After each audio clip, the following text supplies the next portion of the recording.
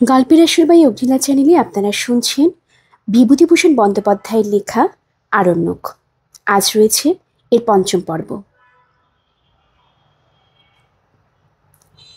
প্রথম রাজুপাড়ের সঙ্গে যেদিন আলাপ হইল সেদিন আমার বেশ মনে হয় আজও।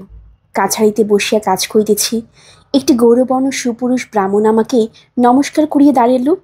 তাহার বয়স ৫৫-৫৬ হইবে, কিন্তু তাহাকে বৃদ্ধ বলিলে ভুল করা হয়, কারণ তাহার মতো সুগঠিত দেহ বাংলাদেশে অনেক যুবকেরও নাই। কপালে তিলক, গায়ে একখানি সাদা চাদর, হাতে একটা ছোট পুটুলি। আমার প্রশ্নের উত্তরে লোকটি বলিল, সে বহুদূর হইতে আসিতেছে, এখানে কিছু জমি বন্দোবস্ত লইয়া চাষ করিতে চায়। অতি গরিব, জমির সেলামি দেবার ক্ষমতা তাহার নাই। আমি সামান্য কিছু জমি স্টেটের সঙ্গে আধা বখরায় বন্দোবস্ত দিতে পারি কি না?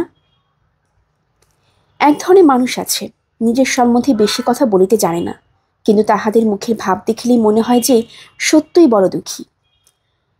রাজুপাড়িকে দেখিয়া আমার মনে হইল এই অনেক আশা করিয়া ধরমপুর পরগনা হইতে এতদূর আসিয়াছে জমির লোভে।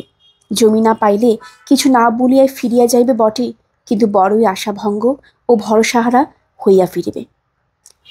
রাজুকে ২ বিঘা জমি লবটুলিয়া বৈহারের উত্তরে ঘন জঙ্গলের মধ্যে বন্দোবস্ত দিলাম, একরকম বিনামূল্যেই। বলিয়া দিলাম, জঙ্গল পরিষ্কার করিয়া সে আবাদ করুক। প্রথমে ২ বছর কিছু লাগিবে না, তৃতীয় বৎসর হইতে ৪ আনা বিঘা পিছু খাজনা দিতে হইবে। তখনও বুঝি নাই কি অদ্ভুত ধরনের মানুষকে জমিদারিতে বসাইলাম। রাজু আসিল ভাদ্র কি আশ্বিন মাসে, জমি পাইয়া চলিয়াও গেল। তাহার কথা বহু কাজের মধ্যে সম্পূর্ণরূপে ভুলিয়া গেলাম। পর বৎসর শীতের শেষে হঠাৎ একদিন লবটুলিয়া কাছারি হইতে ফিরিতেছে, দেখি একটি গাছতলায় কি বসিয়া কি একখানা বই পড়িতেছে। আমাকে দেখিয়া লোকটি বই মুড়িয়া তাড়াতাড়ি উঠিয়া দাঁড়াইল। আমি চিনিলাম সে রাজু পারে, কিন্তু আর বছর জমি বন্দোবস্ত করার পর লোকটা একবারও কাছের মুখ হলো না। এর মানে কি? বলিলাম, কি রাজু পারে, তুমি আছো এখানে?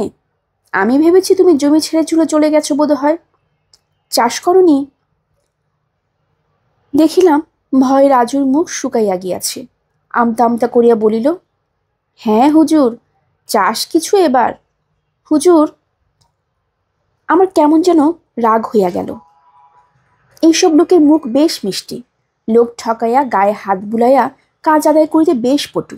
বলিলাম, ১.৫ বছর তোমার চুলের টিকি তো দেখা যায়নি, দিব্যি স্টেটকে ঠকিয়ে ফসল ঘরে তুলছ। কাছারি ভাগ দেওয়ার যে কথা ছিল তা বোধহয় তোমার মনে নেই। রাজু এবার বিস্ময়পূর্ণ বড় বড় চোখ তুলিয়া আমার দিকে চাহিয়া বলিল, হুজুর, ফসল? কিন্তু সে তো ভাগ দেবার কথা আমার মনেই ওঠেনি, সে চীনা ঘাসের দানা। কথাটা বিশ্বাসই হইল না। বলিলাম, চীনা দানা খাচ্ছ এই ৬ মাস, অন্য ফসল নেই? কেন, মকাই করনি? না হুজুর, বড্ড গজার জঙ্গল, একা মানুষ, ভরসা করে উঠতে পারিনি। ১৫ কাঠা জমি অতি কষ্টে তৈরি করেছি। আসুন না হুজুর, একবার দয়া করে পায়ে ধুলো দিয়ে যান। রাজুর পিছনে পিছনে গেলাম। এত ঘন জঙ্গল, মাঝে মাঝে যে ঘোড়ার ঢুকিতে কষ্ট হইতেছিল।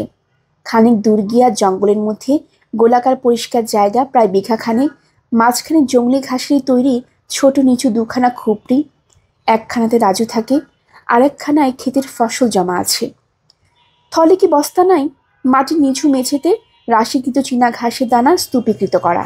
বলিলাম, রাজু, তুমি এত আলসে কুড়ো লোক তো তা তো জানতুম না। ১.৫ বছরের মধ্যে ২ বিঘের জঙ্গল কাটতে পারলে না? রাজু ভয়ে ভয়ে বলিল, সময় হুজুর বড় কম যে। কেন, কি করো সারাদিন? রাজু লাজুক মুখে চুপ করিয়া রহিল। রাজু বাসস্থান খুপড়ির মধ্যে জিনিসপত্রের বাহুল্য আদৌ নাই। একটা লোটা ছাড়া অন্য তৈজস চোখে পড়ল না। লোটাটা বড় গোছের, তাতেই ভাত রান্না হয়। ভাত নয়, চীনা ঘাসের বীজ। কাঁচা শাল পাতায় ঢালিয়া সিদ্ধ চীনার বীজ খাইলে তৈজসপত্র কি দরকার? জলের জন্য নিকটে কুণ্ডি অর্থাৎ ক্ষুদ্র জলাশয় আছে, আর কি চাই? কিন্তু খুপড়ির একধারে সিঁদুর মাখানো ছোট কালো পাথরের রাধাকৃষ্ণ মূর্তি দেখিয়া বুঝিলাম রাজু ভক্ত মানুষ। ক্ষুদ্র পাথরে বেদী বনের ফুলে সাজাইয়া রাখিয়াছে। বেদির একপাশে ২-১খানা পুঁথি ও বই। অর্থাৎ তাহার সময় নাই, মানে যে সারাদিন পূজা আচ্চা লইয়াই বোধহয় ব্যস্ত থাকে। চাষ করে কখন? এই রাজুকে প্রথম বুঝিলাম। রাজু পারে হিন্দি লেখাপড়া জানে, সংস্কৃত সামান্য জানে, তাও সে সর্বদা পড়ে না। মাঝে মাঝে অবসর সময়ে গাছতলায় কি একখানা হিন্দি বই খুলিয়া একটু বসে। অধিকাংশ সময় দূরের আকাশ ও পাহাড়ের দিকে চাহিয়া চুপচাপ বসিয়া থাকে। একদিন দেখি একটা ছোট খাতায় খাগের কলমে বসিয়া কি লিখিতেছে। ব্যাপার কি? পারে কবিতাও লিখে নাকি? কিন্তু সে এতই লাজুক, নীরব চাপা মানুষটি, তাহার নিকট হইতে কোনো কথা বাহির করিয়া লওয়া বড় কঠিন। নিজের সম্বন্ধে সে কিছুই বলিতে চায় না। একদিন জিজ্ঞাসা করিলাম, পারে জি, তোমার বাড়িতে আর কে আছে? সবাই আছে হুজুর, আমার 3 ছেলে, 2 লেড়কি, বিধবা বহিন। তাদের চলে কি সে? রাজু আকাশের দিকে হাত তুলিয়া বলিল, ভগবান চালাচ্ছেন। তাদের 2 মুঠো খাওয়ানোর ব্যবস্থা করব বলেই তো হুজুরের আশ্রমে এসে জমি নিয়েছি। জমিটা তৈরি করে ফেলতে পারলে, কিন্তু 2 বিঘের জমির ফসলে অত বড় একটা সংসার চলবে? আর তাই বা তুমি উঠে পড়ে চেষ্টা করছো কই? রাজুর কথার জবাব প্রথমটা দিল না। তারপর বলিল, জীবনের সময়টাই বড় কম হুজুর। জঙ্গল কাটতে গিয়ে কত কথা মনে পড়ে, বসে বসে ভাবি। এই যে বন জঙ্গল দেখছেন, বড় ভালো জায়গা।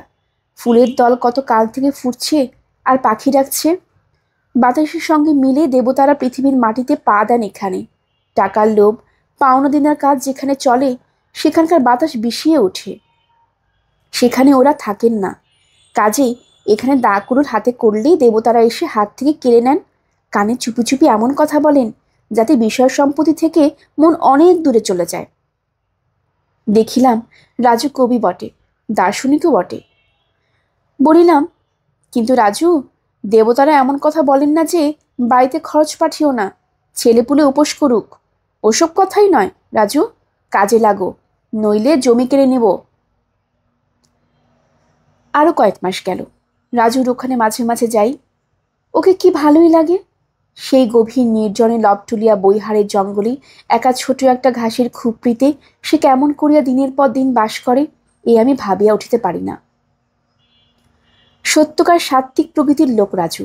অন্য কোনো ফসল জন্মাইতে পারে নাই চীনা ঘাসের দানা ছাড়া। 7-8 মাস হাসি মুখে তা খাইয়াই চলিয়েছে। কারোর সঙ্গে দেখা হয় না, গল্পগুজবের লোক নাই, কিন্তু তাহাতেও ওর কিছু অসুবিধা হয় না, বেশ আছে। দুপুরে যখন রাজুর জমির উপর দিয়া গিয়াছি, তখনই দুপুরের রোদ ওকে জমিতে কাজ করতে দেখিয়াছি। সন্ধ্যার দিকে ওকে প্রায় চুপ করিয়া হরিতকি গাছটার তলে বসিয়া থাকিতে দেখেছি। কোনোদিন হাতে খাতা থাকে, কোনোদিন থাকে না। একদিন বলিলাম, রাজু, আরো কিছু জমি তোমায় দিচ্ছি, বেশি করে চাষ করো, তোমার বাড়ির লোক না খেয়ে মরবে যে।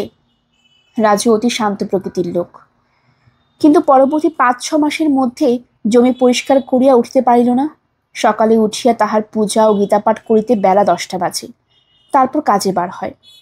ঘণ্টা 2 কাজ করিবার পরে রান্না খাওয়া করে। সারা দুপুরটা খাটে বিকাল 5 পর্যন্ত। তারপরেই আপন মনে গাছতলায় চুপ করিয়া বসিয়া কি ভাবে। সন্ধ্যার পরে আবার পূজা পাঠ আছে। সে বছর রাজু কিছু মকাই করিল, নিজে না খাইয়া সেগুলি সব দেশে পাঠাইয়া দিল। বড় ছেলে আসিয়া লইয়া গেল। কাছারিতে ছেলেটা দেখা করতে আসিয়াছিল। তাহাকে ধমক দিয়া বলিলাম, বুড়ো বাপকে এই জঙ্গলে একা ফেলে রেখে বাড়িতে বসে দিব্যি ফুর্তি করছো, লজ্জা করে না? নিজে রোজগার চেষ্টা করো না কেন?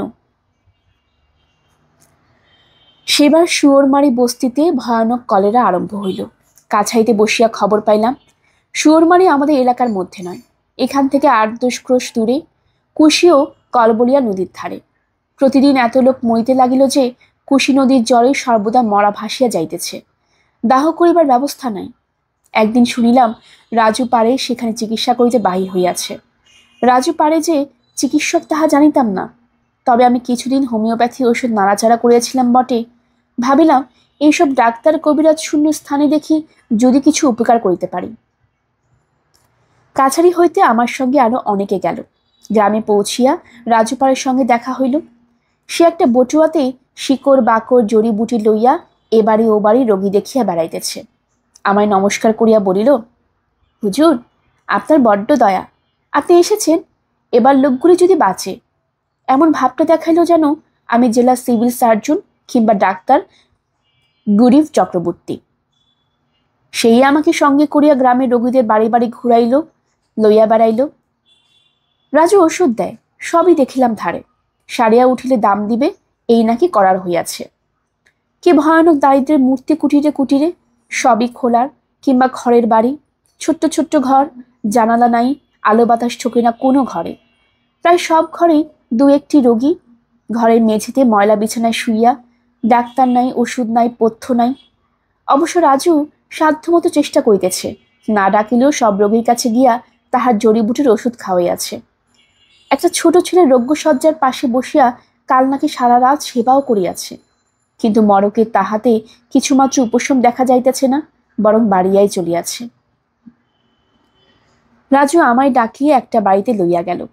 একখানা মাত্র ঘরের ঘর, মেঝেতে রোগী তালপাতা চেটাইয়া শুইয়া, বয়স 50-এরও কম নয়। 17-18 বছরের একটি মেয়ে দোরের গোড়ায় বসিয়া হাপুস নয়নে কাঁদিতেছে। রাজু তাহাকে ভরসা দিয়া বলিল, কাঁদিস নে বেটি, হুজুর এসেছেন, আর ভয় নেই, রোগ সেরে যাবে। বড়ই লজ্জিত হইলাম নিজের অক্ষমতার কথা স্মরণ করিয়া। জিজ্ঞাসা করিলাম, মেয়েটি বুঝি রোগীর মেয়ে? রাজু বলিল, না হুজুর, ওর বউ। কেউ নেই সংসারে মেয়েটার, বিধবা মা ছিল, বিয়ে দিয়ে মারা গিয়েছে। একে বাঁচান হুজুর, নইলে মেয়েটা পথে বসবে। রাজুর কথার উত্তরে কি বলিতে যাইতেছি এমন সময় হঠাৎ চোখে পড়িল রোগীর শিয়রের দিকে দেয়ালে মেঝে থেকে হাত তিনেক উঁচুতে একটা কাঠের তাকের প্রতি। দেখি তাকের উপরে একটা আঢাকা পাথরের খোড়ায় দুটি পান্তা ভাত, ভাতের উপর 2-10টা মাছি বসিয়া আছে। কি সর্বনাশ! ভীষণ এশিয়াটিক কলেরার রোগী ঘরে, আর রোগীর নিকট হইতে 3 হাতের মধ্যে ঢাকাবিহীন খোড়ায় ভাত। সারাদিন রোগীর সেবা করার পর দরিদ্র ক্ষুধার্ত বালিকা হয়তো পাথরের খোড়াটি পাড়িয়া পান্তা ভাত দুটি নুন লঙ্কা দিয়া আগ্রহের সহিত খাইতে বসিবে। বিষাক্ত অন্ন, যার প্রতি গ্রাসে নিষ্ঠুর মৃত্যুর বীজ। বালিকার সরল অশ্রু ভরা চোখ দুটির দিকে চাহিয়া শিহুরিয়া উঠিলাম। রাজুকে বলিলাম, এ ভাত ফেলে দিতে বলো ওকে, এ ঘরে খাবার রাখে। মেয়েটি ভাত ফেলিয়া দিবার প্রস্তাবে বিস্মিত হইয়া আমাদের মুখের দিকে চাহিল। ভাত ফেলিয়া দিবে কেন? তবে সে খাইবে কি? ওঝাজিদের বাড়ি থেকে কাল রাতে ওই ভাত দুটিকে তাহাকে খাইতে দিয়া গিয়েছিল। আমার মনে পড়িল, ভাত এদেশে সুখাদ্য বলিয়া গণ্য। আমাদের দেশে যেমন লুচি কি পোলাও। কিন্তু একটু কড়া সুরেই বলিলাম, উঠে এক্ষুনি ভাত ফেলে দাও আগে। মেয়েটি ভয়ে ভয়ে উঠিয়া খোড়ার ভাত ফেলিয়া দিল। তাহার স্বামীকে কিছুতেই বাঁচানো গেল না। সন্ধ্যার পরে বৃদ্ধ শেষ নিঃশ্বাস ত্যাগ করিল। মেয়েটির কি কান্না! রাজু সেই সঙ্গে কাঁদিয়া আকুল। আর একটি বাড়িতেই রাজু আমায় লইয়া গেল। সেটা রাজুর এক দুঃসম্পর্কীয় শালার বাড়ি। এখানে প্রথম আসিয়া এ বাড়িতে রাজু উঠিয়াছিল। খাওয়া দাওয়া এখানেই করিত। এখানে মা ও ছেলে একসঙ্গে কলেরা, পাশাপাশি ঘরে 2 রোগী থাকে। এ উহাকে দেখিবার জন্য ব্যাকুল, ও ইহাকে দেখিবার জন্য ব্যাকুল। 7-8 বছরের ছোট ছেলে। ছেলে প্রথমে মারা গেল, মাকে জানিতে দেওয়া হইল না। আমার হোমিওপ্যাথি ওষুধে মায়ের অবস্থা ভালো হইয়া দাঁড়াইতে লাগিল ক্রমশ। মা কেবুরে ছেলের খবর নেয়, ও ঘরের ছেলের সারা শব্দ পাওয়া যাচ্ছে না কেন, কেমন আছে সে? আমরা বলি, তাকে ঘুমের ওষুধ দেওয়া হয়েছে, ঘুমোচ্ছে। চুপি চুপি ছেলের মৃতদেহ ঘর হতে বাহির করা হলো। গ্রামের লোক স্বাস্থ্যের নিয়ম একেবারেই জানে না। একটি মাত্র পুকুর, সেই পুকুরে কাপড় কাচে, সেখানেই স্নান করে। স্নান করা আর জলপান করা যে একই কথা, ইহা কিছুতেই তাহাদের বুঝাইতে পারিলাম না। কত লোককে ফেলিয়া পলাইয়া গিয়াছে। একটা ঘরের মধ্যে একটা রোগী দেখিলাম, সে বাড়িতে আর লোক নাই। রোগগ্রস্ত লোকটি ওই বাড়ি ঘর জামাই, স্ত্রী 8 বছর মারা গিয়াছে। তথাৎ লোকটির অবস্থা খারাপ বলিয়াই হোক বা যে কারণেই হোক, শ্বশুরবাড়ির লোকে তাহাকে ফেলাইয়া পলাইয়াছে। রাজু তাহাকে দিনরাত সেবা করিতে লাগিল। আমি ওষুধপত্রের ব্যবস্থা করিয়া দিলাম। লোকটা শেষ পর্যন্ত বাঁচিয়া গেল। বুঝিলাম শ্বশুরবাড়ির অন্নদাস হিসেবে তাহারে অদৃষ্টে এখনো অনেকই দুঃখ আছে। রাজুকে থলি বাহির করিয়া চিকিৎসার মোট উপার্জন গণনা করিতে দেখিয়া জিজ্ঞাসা করিলাম, কত হলো রাজু? রাজু গুনিয়া গাঁথিয়া বলিল, 1 টাকা 3 আনা। ইহাতেই সে বেশ খুশি হইয়াছে। এদেশের লোক একটা পয়সার মুখ সহজে দেখিতে পায় না। 1 টাকা 3 আনা উপার্জন এখানে কম নহে। রাজুকে আজ 15-16 দিন ডাক্তারকে ডাক্তার, নার্সকে নার্স, কি খাটুনিটা খাটিতে দেখিয়াছি। অনেক রাত্রে গ্রামের মধ্যে কান্নাকাটির রব শোনা গেল। আবার একজন মরিল। রাত্রে ঘুম হইল না। গ্রামের অনেকেই ঘুমায় নাই। ঘরের সামনে বড় বড় কাঠ জ্বালাইয়া আগুন করিয়া গন্ধক পুড়াইতেছে ও আগুনের চারিধারে ঘিরিয়া বসিয়া গল্পগুজব করিতেছে। রোগের গল্প, মৃত্যুর খবর ছাড়া ইহাদের মুখে অন্য কোনো কথা নাই। সকলের মুখে একটা ভয়, আতঙ্কের চিহ্ন পরিস্ফুট। কাহার পালা আসে? দুপুর রাত্রে সংবাদ পাইলাম ওবেলা সে সদ্য বিধবা বালিকাটি কলেরা হইয়াছে। গিয়া দেখিলাম তাহার স্বামী গৃহের পাশে একবারে গোয়ালে সে শুইয়া আছে। ভয় নিজের ঘরে আসিয়া শুইতে পারে নাই, অথচ তাহাকে কেহ স্থান দেয় নাই সে কলেরা রোগী ছুঁয়াছিল বলিয়া। গোয়ালের একপাশে কয়েক আটি গমের বেচালির ওপর পুরনো চটপাতা, তাতেই বালিকা শুইয়া ছটফট করিতেছে। আমি ও রাজু বহু চেষ্টা করিলাম হতভাগিনীকে বাঁচাইবার। একটি লণ্ঠন, একটু জল কোথাও পাওয়া যায় নাকি। উকি মারিয়া কেহ দেখিতে পর্যন্ত আসিল না। আজকাল এমন আতঙ্কের সৃষ্টি হইয়াছে যে কলেরা কাহারও হইলে তাহা ত্রিসীমানার লোক ঘেসে না। রাত ফর্সা হইল। রাজু খুব নারী জ্ঞান, হাত দেখিয়া বলিল, এ হুজুর সুবিধা নয় গতিক। আমি আর কি করিব, নিজে ডাক্তার নই, স্যালাইন দিতে পারিলে হয়তো। এই অঞ্চলে তেমন ডাক্তার কোথাও নাই। সকাল 9টায় বালিকাটা মারা গেল। আমরা না থাকিলে তাহার মৃতদেহ কেহ বাহির করিতে আসিত কিনা সন্দেহ। আমাদের অনেক তদবির ও অনুরোধে জন 2 আহারে চাষি বাঁশ লইয়া আসিয়া মৃতদেহ বাঁশের সাহায্যে ঠেলিতে ঠেলিতে নদীর দিকে লইয়া গেল। রাজু বলিল, বেঁচে গেল হুজুর। বিধবা বেওয়া অবস্থা, তাতে ছেলে মানুষ কি খেত, কি ওকে দেখত। বলিলাম, তোমাদের দেশ বড় নিষ্ঠুর রাজু। আমার মনে কষ্ট রহিয়া গেল যে আমি তাহাকে তাহার মুখের অত স্বাদের ভাত দুটি খাইতে দেই নাই। নিস্তব্ধ দুপুরে দূরে মহালিখার পর্বের পাহাড়ের জঙ্গল অপূর্ব রহস্যময় দেখাইত। কতবার ভাবিয়াছি একবার গিয়া পাহাড়টা ঘুরিয়া দেখিয়া আসিব, কিন্তু সময় হইয়া ওঠে নাই। শুনিতাম মহালিখা রূপের পাহাড় দুর্গম, বনাকীর্ণ, শঙ্খচূড় সাপের আড্ডা, বনমরগ, দুষ্প্রাপ্য বন্য চন্দ্রমল্লিকা, বড় বড় ভাল্লুক ঝরে ভর্তি। পাহাড়ের উপরে জল নাই বলিয়া, বিশেষত ভীষণ শঙ্খচূড় সাপের ভয়ে এই অঞ্চলে কাঠুরিয়া পাড়া ও কখনো ওখানে যায় না। দিকচক্রবালী দীর্ঘ নীলরেখার মতো পরিদৃশ্যমান ওই পাহাড় ও বন্দুপুরে বিকালে সন্ধ্যায় কত স্বপ্ন আনে মনে। একে তো এদিকে সারা অঞ্চলটাই আজকাল আমার কাছে পরীর দেশ বলিয়া মনে হয়। এরা জ্যোৎস্না, এর বনবনানী, এর নির্জনতা, এর নীরব রহস্য, এর সৌন্দর্য, এর মানুষজন পাখির ডাক, বন্য ফুল শোভা, সবই মনে হয় অদ্ভুত।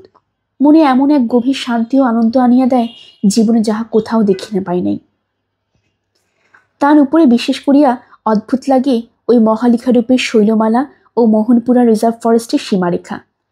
কি রূপলোক যে ইহারা ফুটিয়া তুলে দুপুরে, বৈকালে, জ্যোৎস্না রাত্রে। কি উদাস চিন্তা সৃষ্টি করে মনে। একদিন পাহাড়ে দেখিব বলিয়া বাহির হইলাম। 9 মাইল ঘোড়ায় গিয়া দুদিকে 2 শৈলশ্রেণীর মাঝের পথ ধরিয়া চলি। 2 দিকে শৈলশানু বনে ভরা। পথের ধারে 2 দিকে বিচিত্র ঘন ভঞ্জপের মধ্য দিয়া সুরিপথ আঁকিয়া বাঁকিয়া চলিয়াছে। কখনো উঁচু নিচু, মাঝে মাঝে ছোট ছোট পার্বত্য ঝর্ণা উপলাস্ত্রিত পথে বাহিয়া চলিয়াছে। বন্য চন্দ্রমল্লিকা ফুটিতে দেখি নাই, কারণ তখন শরৎকাল, চন্দ্রমল্লিকা ফুটিবার সময়ও নয়। কিন্তু কি অজস্র বন্য শেফালি বৃক্ষ বনে সর্বত্র ফুলে খই ছড়াইয়া রাখিয়েছে বৃক্ষতলে, শিলাখণ্ডে, ঝর্ণার উপলাকীর্ণ তীরে। আরো কত কি বিচিত্র বনপুষ্প ফুটিয়াছে। বর্ষা শেষে পুষ্পিত সপ্তপর্ণের বন, অর্জুন ও পিয়াল, নানা জাতীয় লতা ও অর্কিডের ফুল, বহু প্রকার পুষ্পের সুগন্ধ একত্রে মিলিত হইয়া মৌমাছিদের মতো মানুষকেও নেশায় মাতাল করিয়া তুলিয়াছে। এতদিন এখানে আছি, এই সৌন্দর্যভূমি আমার কাছে অজ্ঞাত ছিল। মহালিখা রূপের জঙ্গল ও পাহাড়কে দূর হইতে ভয় করিয়া আসিয়াছি। বাঘ আছে, সাপ আছে, ভাল্লুকের নাকি লেখাজোখা নাই। এ পর্যন্ত তো একটা ভালুক ঝোর কোথাও দেখিলাম না। লোকে যতটা বাড়াইয়া বলে ততটা নয়। ক্রমে পথটা দুধারে বন ঘনাইয়া পথটাকে যেন দুদিক হইতে চাপিয়া ধরিল। বড় বড় গাছের ডালপালা পথের উপর চন্দ্রাতপের সৃষ্টি করিল। ঘন সন্নিবিষ্ট কালো কালো গাছের গুড়ি, তাদের তলায় কেবলই নানা জাতীয় ফার্ন, কোথাও বড় গাছেরই চারা। সামনে চাহিয়া দেখিলাম পথটা উপরের দিকে ঠেলিয়া উঠিতেছে। বন আরো কৃষ্ণায়মান। সামনে একটা উততঙ্গ শৈলচূড়া, তাহার অনাবৃত শিখর দেশের অল্প নিচেই যেসব বন্য পাদপ, এত নিচু হইতে সেগুলো দেখাইতেছে যেন ছোট ছোট শেওড়া গাছের ঝোপ। অপূর্ব গম্ভীর শোভা এই জায়গাটায়। পথ বাহিয়া পাহাড়ের উপরে অনেক দূর উঠিলাম, আবার পথটা নামিয়া গড়াইয়া গিয়াছে। কিছুদূর নামিয়া আসিয়া একটা পিয়ালতলায় ঘোড়া বাঁধিয়া শিলাখণ্ডে বসিলাম। উদ্দেশ্য শান্ত অশ্বকে কিছুক্ষণ বিশ্রামে অবকাশ দেওয়া। সেই উততঙ্গ শৈলচূড়া হঠাৎ কখন বাম দিকে গিয়া পড়িয়াছে। পার্বত্য অঞ্চলের এই মজার ব্যাপার কতবার লক্ষ্য করিয়াছি। কোথা দিয়া কোনটা ঘুরিয়া গিয়া আদ্রসী পথের ব্যবধানে দুটি সম্পূর্ণ ভিন্ন দৃশ্যের সৃষ্টি করে। এই যাহাকে ভাবিতেছি খাড়া উত্তরে অবস্থিত, হঠাৎ দুকদম যাইতে না যাইতে সেটা কখন দেখি পশ্চিমে ঘুরিয়া দাঁড়াইয়াছে। চুপ করিয়া কতক্ষণ বসিয়া রহিলাম। কাছে বনের মধ্যে কোথায় একটা ঝর্ণার কলমর্ম শেষ হইলামা বেষ্টিত বনানের গভীর নিস্তব্ধতাকে আরো বাড়াইয়া তুলিয়াছি। আমার চারিধারে উঁচু উঁচু শৈলচূড়া, তাদের মাথায় শরতের নীল আকাশ। কতকাল হইতে এই বন পাহাড় এই একরকমই আছে। সুদূর অতীতের আর্যেরা খাইবার গিরিবত্ত পার হইয়া প্রথম যেদিন পঞ্চনদী প্রবেশ করিয়াছিলেন, এই বন তখনও এই রকমই ছিল। বুদ্ধদেব নববিবাহিতা তরুণী পত্নীকে ছাড়িয়া যে রাত্রে গোপরে গৃহত্যাগ করেন, সেই অতীত রাত্রিতে এই গিরিচূড়া গভীর রাত্রির চন্দ্রালোকে আজকালের মতোই হাসিত। তমসাতীরের পর্ণকুটিরে কবি বাল্মীকি এক মনে রামায়ণ লিখিতে লিখিতে কবে চমকাইয়া উঠিয়া দেখিয়াছিলেন সূর্য অস্তাচল চূড়ালম্বী তমসার কালো জলে রক্তমেঘ স্তূপের ছাড়া পড়িয়া আসিয়াছে। আশ্রম মৃগ আশ্রমে ফিরিয়াছে। সেদিনটিতেও পশ্চিম দিগন্তের শেষ রাঙা আলোয় মহালেখারূপে শৈলচূড়া ঠিক এমনই অনুরঞ্জিত হইয়াছিল। আজ আমার চোখের সামনে ধীরে ধীরে যেমন হইয়া আসিতেছে, সে কতকাল আগে যেদিন চন্দ্রগুপ্ত প্রথম সিংহাসনে আরোহণ করেন, গ্রিকরাজ হেলিওডোরাস গড় ধ্বজ স্তব্ধ নির্মাণ করেন, রাজকন্যা সংযুক্তা যেদিন স্বয়ংবর সভায় পৃথ্বীরাজের মৃত্যুর গলায় মাল্যদান করেন, শামগড়ের যুদ্ধে হারিয়া হতভাগ্য দ্বারা যে রাত্রে আগ্রা হইতে গোপনে দিল্লি পলাইলেন, চৈতন্যদেব যেদিন শ্রীবাসের ঘরে সংকীর্ণতন করেন, যেদিনটিতে পলাশীর যুদ্ধ হইল, মহালেখারূপে ওই শৈলচূড়া এই বনানী ঠিক এমনই ছিল। তখন কাহারা বাস করিত এইসব জঙ্গলে? জঙ্গলে অনতি দূরে একটা গ্রামে দেখিয়া আসিয়াছিলাম কয়েকখানি মাত্র খড়ের ঘর আছে। মহুয়া বীজ ভাঙিয়া তৈল বাহির করিবার জন্য দুখণ্ড কাঠের তৈরি একটা ঢেকির মতো কি আছে। আর এক বুড়িকে দেখিয়াছিলাম, তাহার বয়স ৮০-৯০ হইবে। সোনের নুড়ি চুল, গায়ে খড়ে উড়িতেছে, রৌদ্রে বসিয়া বোধ করি মাথার উকুন বাঁচিতেছিল। ভারতচন্দ্রের জড়তিবেশ ধারিণী অন্নপূর্ণার মতো। এখানে বসিয়া সেই বুড়িটার কথা মনে পড়িল। এই অঞ্চলে বন্য সভ্যতার প্রতীক ওই প্রাচীন বৃদ্ধা পূর্বপুরুষেরা এই বন জঙ্গলে বহু সহস্র বছর ধরিয়া বাস করিয়া আসিতেছে। যীশুখ্রিস্ট যেদিন করুষে বিদ্ধ হইয়াছিলেন, সেদিনও উহারা মহুয়া বীজ ভাঙিয়া যেরূপ তৈল বাহির করিত, আজ সকালেও সেই রূপ করিয়াছে। হাজার হাজার বছর নিশ্চিহ্ন হইয়া গিয়াছে অতীতের ঘন কুঞ্জটিকায়। উহারা আজও সাতনলি ও আঠাকাঠি দিয়া সেইরূপী পাখি শিকার করিতেছে। ঈশ্বর সম্বন্ধে, জগৎ সম্বন্ধে উহাদের চিন্তাধারা বিন্দুমাত্র অগ্রসর হয় নাই। ওই বুড়ির দৈনন্দিন চিন্তাধারা কি জানিবার জন্য আমি আমার ১ বছরের উপার্জন দিতে প্রস্তুত আছি। বুঝি না কেন এক এক জাতির মধ্যে সভ্যতার কি বীজ লুকায়িত থাকে। তাহারা যত দিন যায় তত উন্নতি করে, আবার অন্য জাতি হাজার বছর ধরিয়াও সেই এক স্থানে স্থাণুবৎ নিশ্চল হইয়া থাকে।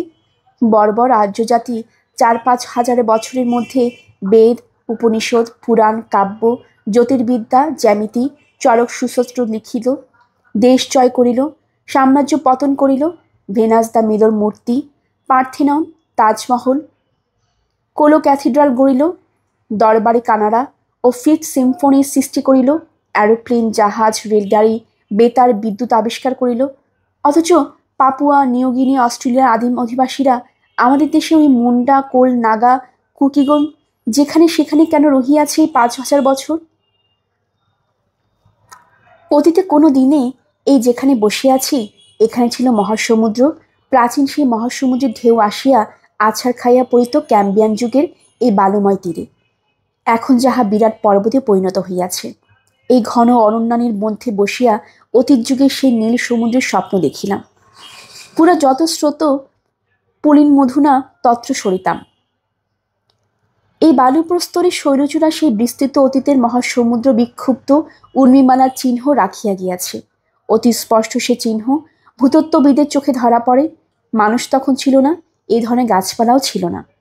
যে ধরনের গাছপালা জীবজন্তু ছিল, পাথরের বুকে তারা তাদের ছাঁচ রাখিয়া গিয়াছে। যে কোনো মিউজিয়ামে দেখা গেল যে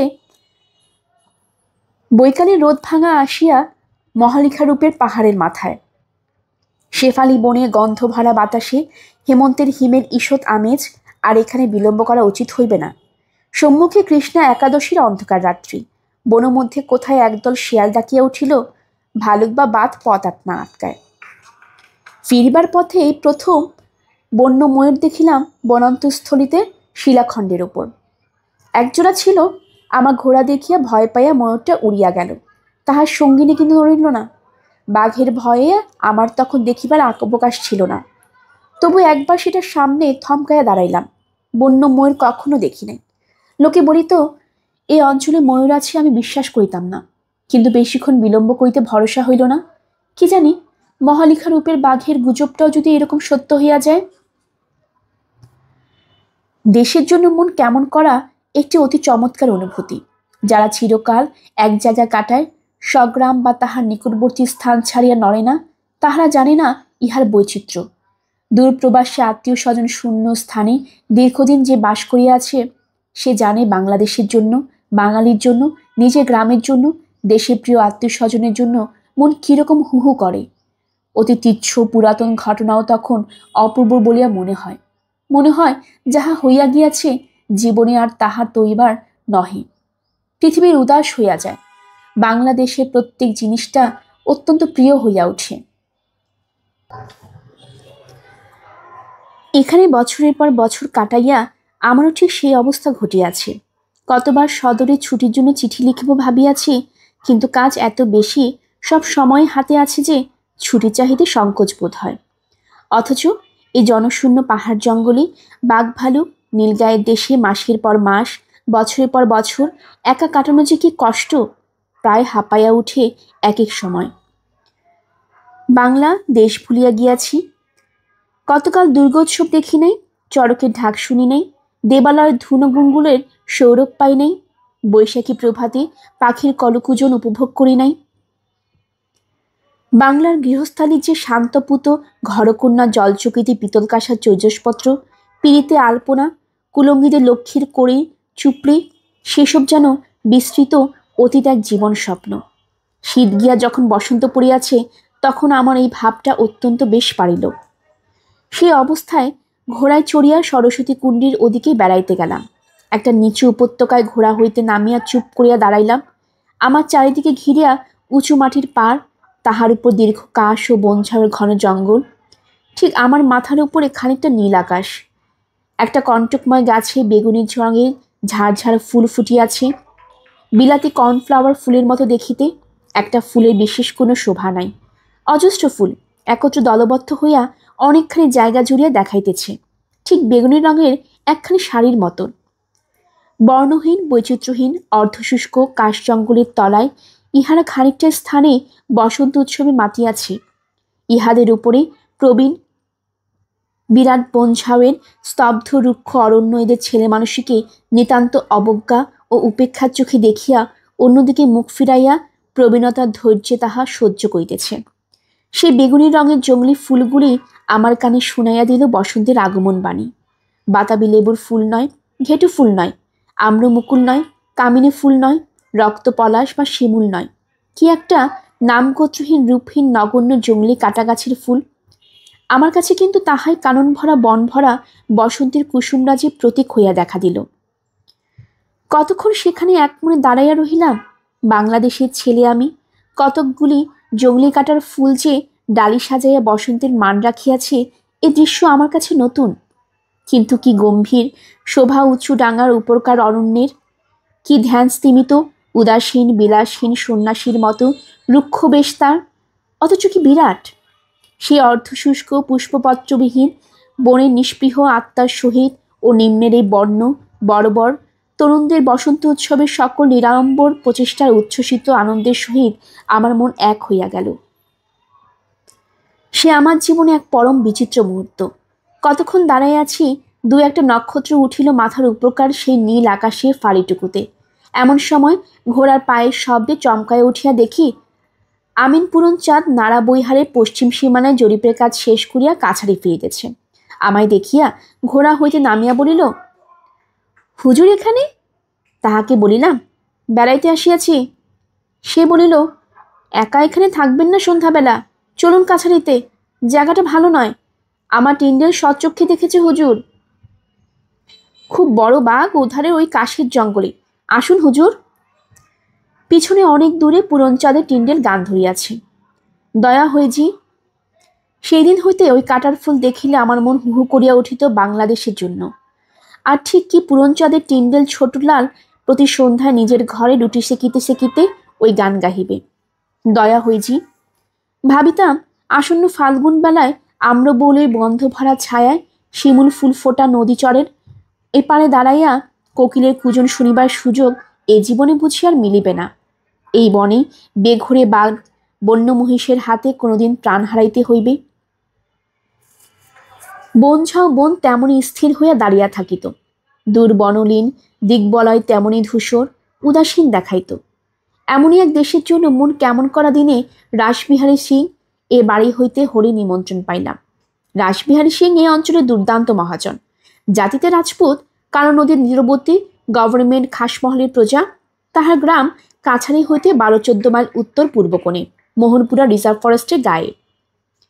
নিমন্ত্রণ না রাখিলেও ভালো দেখায় না, কিন্তু রাসবিহারী সিং এ বাড়িতে যাইতে আমার নিতান্ত অনিচ্ছা। এই অঞ্চলে যত গরিব গাঙ্গতা জাতীয় প্রজার মহাজন হইল সে গরিবকে মারিয়া তাদের রক্ত চুষিয়া নিজে বড়লোক হইয়াছে। তাহার করা শাসন ও অত্যাচারে কাহারও ঢু শব্দটি করিবার জো নাই। বেতন বা জমিভোগী লাঠিয়াল পাইকের দল লাঠি হাতে সর্বদা ঘুরিতেছে। ধরিয়া আনিতে বলিলে বাঁধিয়া হাজির করিবে। যদি কোনো রকমে রাসবিহারী মনে হইল অমুক বিষয়ে অমুক তাহাকে যথেষ্ট মর্যাদা দেয়নি বা তাহার প্রাপ্য সম্মান ক্ষুণ্ণ করিয়াছে, তাহা হইলে সে হতভাগ্যের আর রক্ষা নাই।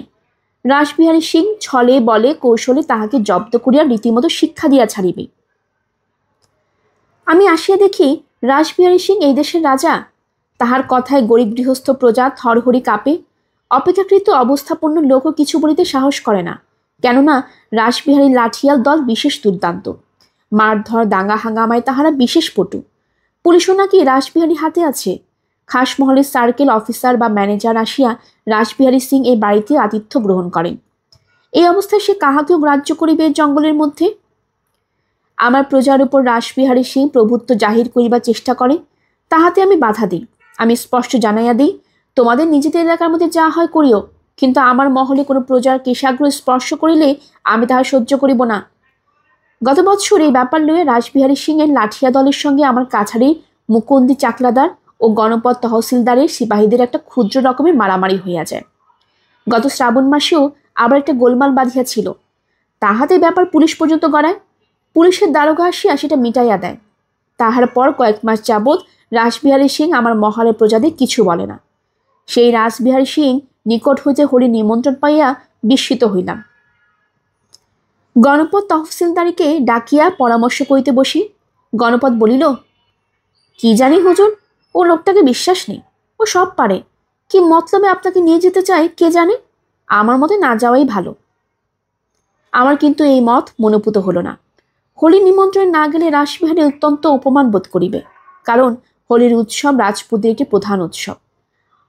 হয়তো ভাবিতে পারে যে ভয় ভয়ে আমি গেলাম না। তা যদি ভাবে সে আমার পক্ষে ঘোর অপমানের বিষয়। না, যাইতেই হইবে, যা থাকে অদৃষ্টে। কাছের প্রায় সকলেই আমায় নানা মতে বুঝাইল। বৃদ্ধ মুনীশ্বর সিং বলিল, হুজুর যাচ্ছেন বটে, কিন্তু আপনি এসব দেশে গতিক জানেন না। এখানে হট বলতে খুন করে বসে। জাহিল আদমির দেশ, লেখাপড়া জানার লোক তো নেই। তাছাড়া রাসবিহারী অতি ভয়ানক মানুষ। কত খুন করেছে জীবনে তার লেখাজোখা আছে হুজুর। ওর সসাধ্য কাজ নেই খুন।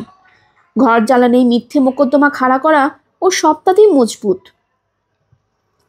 ওসব কথা কানে না তুলিয়াই খাসমহলে রাসবিহারী বাড়ি গিয়া পৌঁছিলাম। খোলা ছাওয়া ইটের দেওয়ালগুলা ঘর, যেমন এদেশে অবস্থাপন্ন লোকের বাড়ি হইয়া থাকে। বাড়ির সামনে বারান্দা, তাতে কাঠের খুঁটি আলকাতরা মাখানো, দুখানা দড়ির চারপাই, তাতেই জন দুই লোক বসিয়া ফরসিতে তামাক খাইতেছে।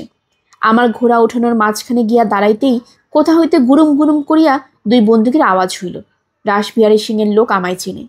তাহারা স্থানীয় রীতি অনুসারে বন্দুকের আওয়াজ দ্বারা আমাকে অভ্যর্থনা করিল, ইহাই বুঝিলাম। কিন্তু গৃহস্বামী কোথায়? গৃহস্বামী না আসিয়া দাঁড়াইলে ঘোড়া হইতে নামিবার প্রথা নাই। একটু পরে রাসবিহারী সিংয়ের বড় ভাই রাস উল্লাস সিং আসিয়া বিনীত সুরে দুই হাত সামনে তুলিয়া বলিল, আইয়ে জনাব, গরিব খানে মে তশরিফ লেতে আইয়ে। আমার মনে অস্বস্তি ঘুচিয়া গেল। রাজপুত জাতি অতিথিদের বলিয়া স্বীকার করিয়া তাহার অনিষ্ট করে না।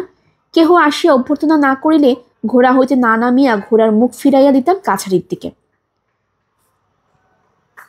উঠানে বহু লোক, ইহারা অধিকাংশই গাঙ্গতা প্রজা, পরনে মলিন ছেঁড়া কাপড়, আবির রঙে ছোপানো, নিমন্ত্রণে না বিনা নিমন্ত্রণে মহাজনের বাড়ি হোলি খেলিতে আসিয়াছে।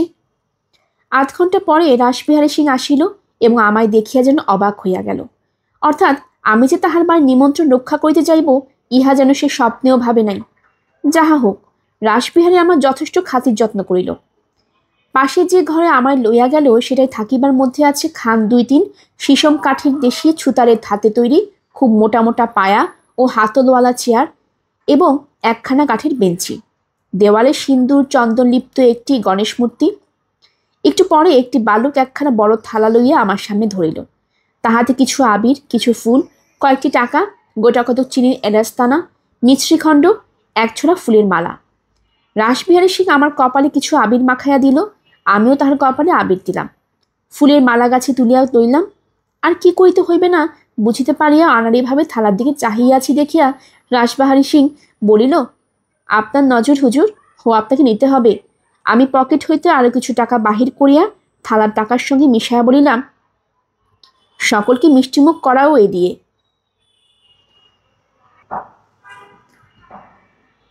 গল্পের বাই অগ্নিলা চ্যানেলে আপনারা শুনছিলেন বিভূতিভূষণ বন্দ্যোপাধ্যায়ের লেখা উপন্যাস আরণ্যক।